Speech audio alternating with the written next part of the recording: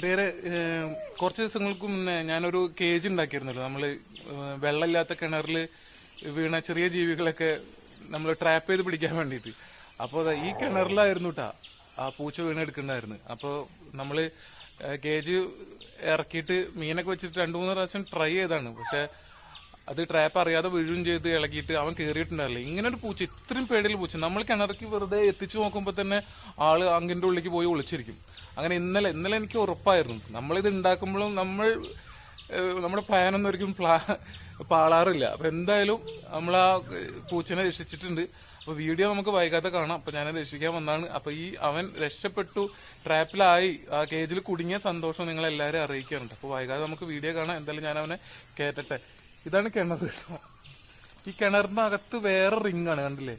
ഇത്രയും വലിയൊരു റിങ്ങാണ്. അപ്പം എന്തായാലും കിണറിന് വേഗം വല ഉണ്ടായിരുന്നു, വലയൊക്കെ കീറി പോയതാണ്. അപ്പം പുതിയൊരു വല ഇടാനുള്ള